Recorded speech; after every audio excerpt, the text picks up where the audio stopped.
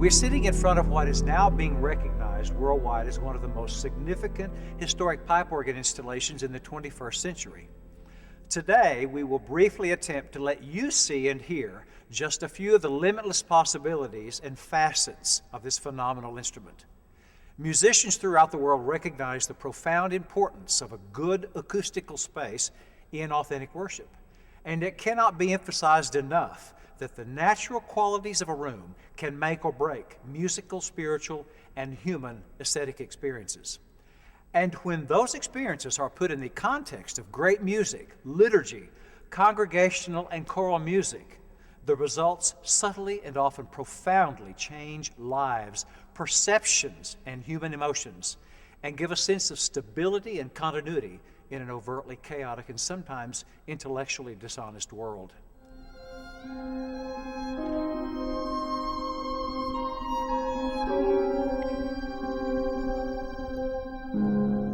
Any individual who enters this space is immediately emotionally affected by the vast expanse of these enormous windows that allow us to experience the daily changes of light, the seasons, and the natural world beyond this space.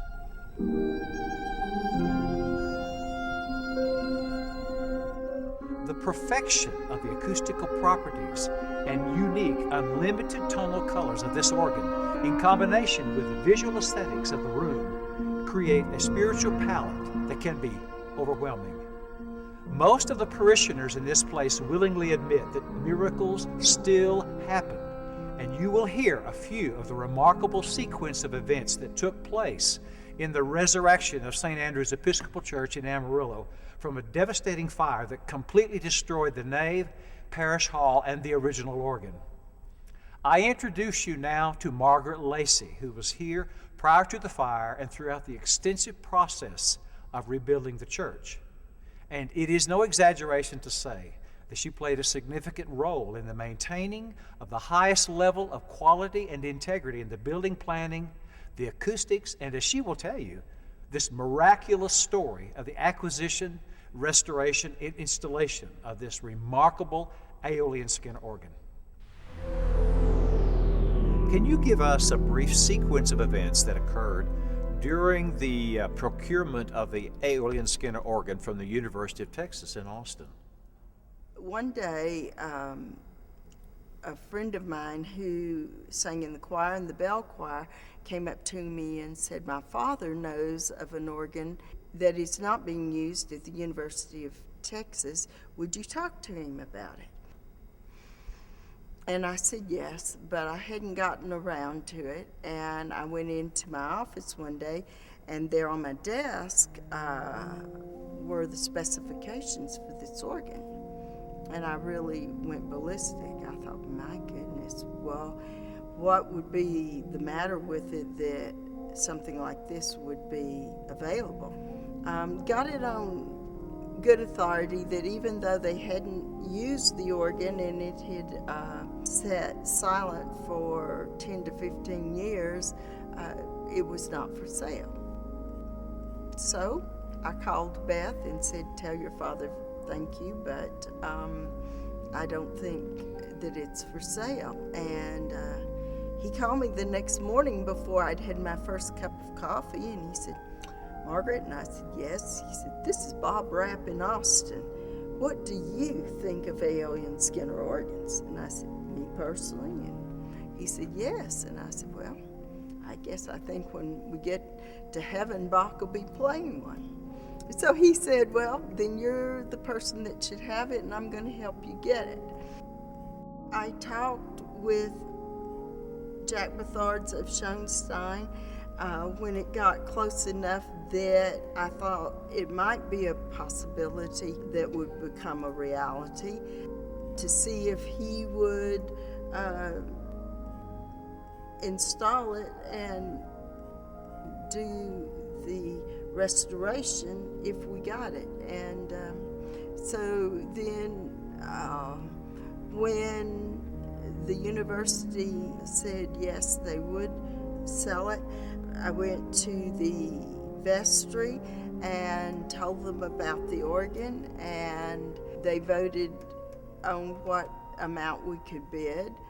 The church issued a bid, and eventually the organ was ours, and we took it out of UT, stored it in what was now the old St. Anthony Hospital downtown in the surgical room, and then moved it, and finally it went to San Francisco and then here. It's a known fact, and it's no exaggeration, that prominent organists and musical groups from all over the world regularly contact you requesting an invitation to perform in this space and play this instrument. What is it about this place and this particular organ that is becoming such an attraction to these individuals? Well, I think it's a lot of things. It's the environment of St. Andrews and the Amarillo community. The space is wonderful. It's aesthetically inspiring. The acoustic, we had Chanticleer here.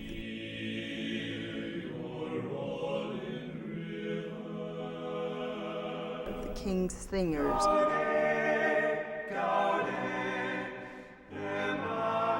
Vocal groups love it. String players love it. Tokyo String Quartet, they came in, played 2 or 3 notes and went, wow. Leipzig String Quartet.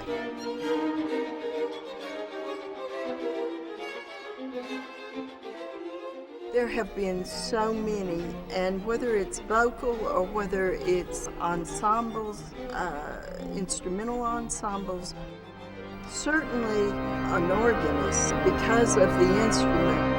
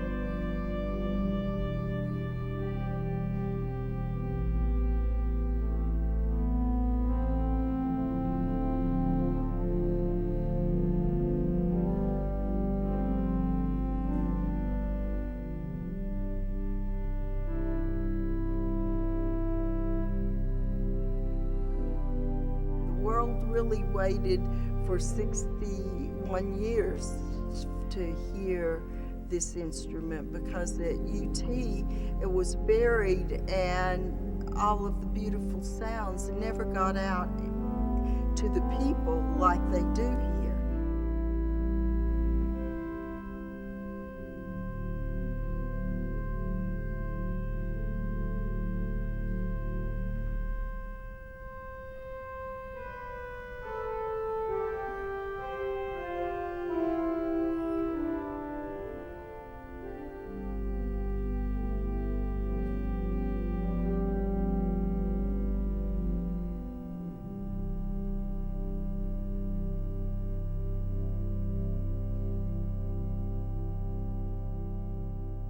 I think also it is the response of Amarillo to the artists. They're a very astute audience. They love music. They love the arts. They're very appreciative. The FASO organization, Friends of Aeolian Skinner, really is the organization or the instrument through which we've been able to bring in world-class performers. We've brought some of the best in almost every field here to do concerts. And I think no matter what it is, something speaks to the people who come.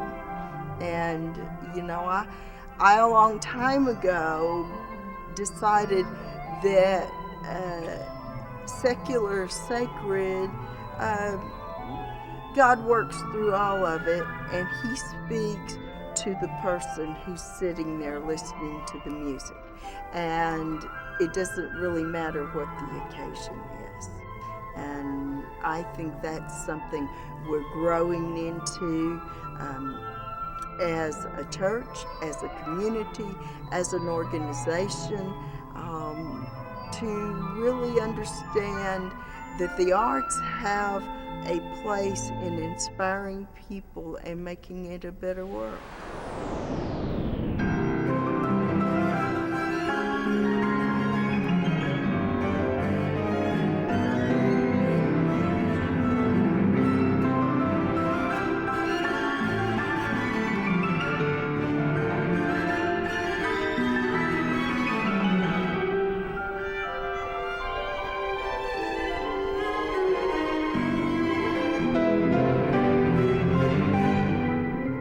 I can say with all honesty that I have heard more great music here. The instrumental ensembles, and of course the organists, and the content of the quality of the musicians. In the few years that I have been up here, I've heard more great music here than I heard in the past 30 years living in a major metropolitan city. And I say that absolutely honestly. I am constantly moved by this space, just sitting and listening and watching the artists create, watching them, walk in here from wherever they came from, and they're going to relate this room to their last experience, and they always say, this is worth it, this was better than anything we expected, coming to Amarillo, Texas. And no matter what we would say about this instrument in this room, they have to get here to really feel it. That's correct.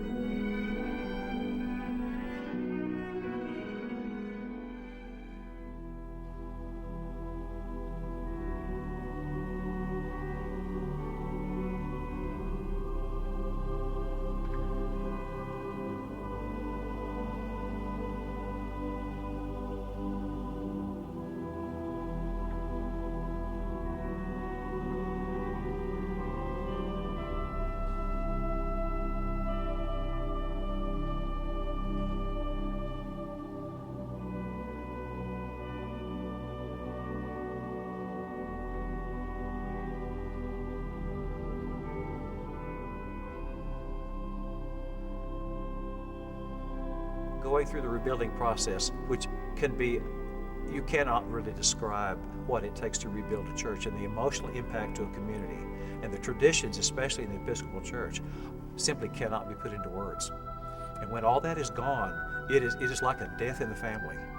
And to ride that out and go through the process of rebuilding another place of worship for people to start building their family traditions is a lifetime achievement. And you just don't experience this kind of thing all the time. Well, your words are very kind, but that doesn't happen because of one person, and it happens because a community wants it. And the people here are really extraordinary in that way, and the FASO board has been extraordinary. Certainly, I can't emphasize enough the role that the clergy and the leadership of the church with the vestry play in how successful any ministry can be in the church. It's rare to be able to plan a building and a space and an organ all in one entity starting from scratch.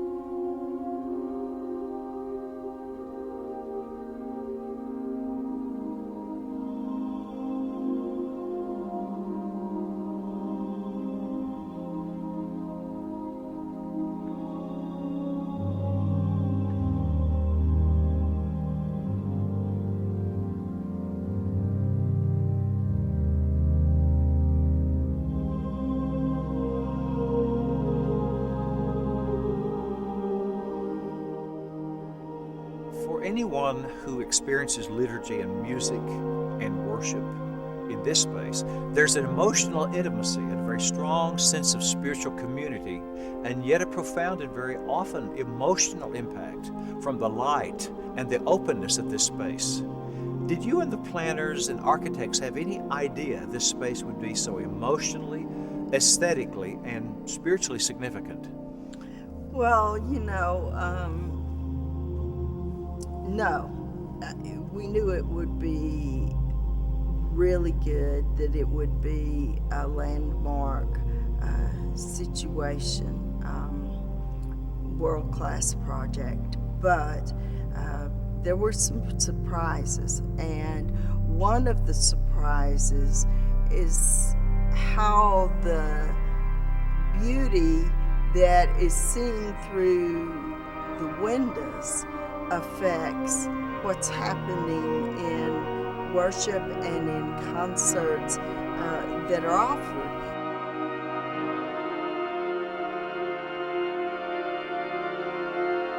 I can think in particular of lightning, very powerful, dramatic effects in the evening that somehow tied in to powerful music that was going on at the time.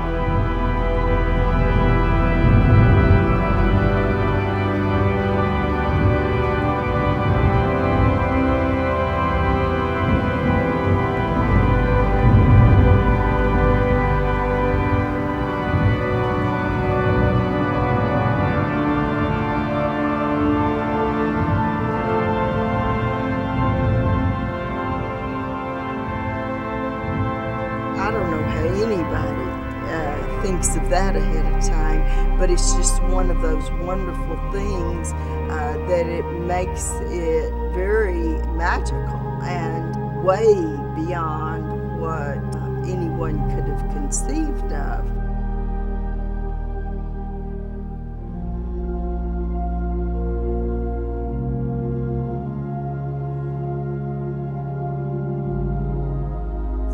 It takes an aesthetic that is awe-inspiring and a beautiful instrument, and I've been told over and over again in all different kinds of ways how much it touches people who hear it, and that's what it's all about, isn't it?